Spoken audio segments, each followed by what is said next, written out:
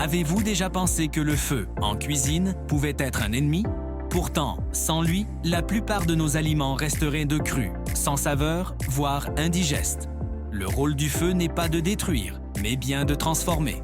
Il attendrit la viande, il libère les arômes, il rend un plat absolument délicieux. Eh bien, c'est la même chose dans nos vies.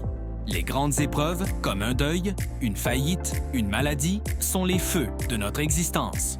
De l'extérieur, on pourrait croire qu'elles ne sont là que pour nous détruire, mais leur vraie fonction n'est pas la punition. C'est un processus de purification, une sorte d'alchimie qui vient nous raffiner. Le feu de l'épreuve brûle ce qui n'est pas essentiel. L'ego, l'orgueil, nos attachements superficiels. Il révèle notre force intérieure, cette résilience qu'on ignore posséder quand tout va bien. Et surtout, il attendrit notre cœur. Celui qui a traversé les flammes développe une empathie profonde. Il reconnaît la douleur chez les autres parce qu'il l'a lui-même vécue. C'est ce feu qui transforme notre caractère brut en une version plus mature, plus sage, un peu comme le minerai impur devient de l'or pur. Prenez l'histoire de Marc. C'était un entrepreneur au succès fulgurant, mais il était devenu arrogant, presque méprisant. Une crise économique a tout balayé sur son passage et il a tout perdu. Ce feu de la faillite a complètement consumé son orgueil. Dépouillé de tout ce qui était superficiel, il a redécouvert des choses simples et essentielles. L'humilité, la valeur des vraies relations humaines. Il a trouvé une paix intérieure qu'il n'avait jamais connue au sommet de sa gloire. Le feu n'a pas détruit Marc, il a simplement brûlé ce qui n'était pas authentique en lui. Et ce qui est fascinant, c'est l'intensité de la chaleur.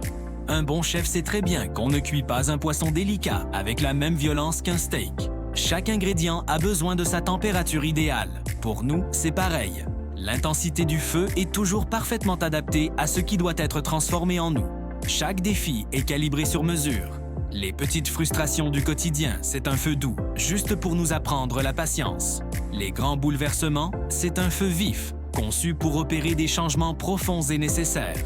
On pourrait dire que l'univers est comme un chef parfait qui connaît la recette unique de chaque âme. Il sait exactement quel feu appliquer et pendant combien de temps pour révéler le meilleur de nous-mêmes.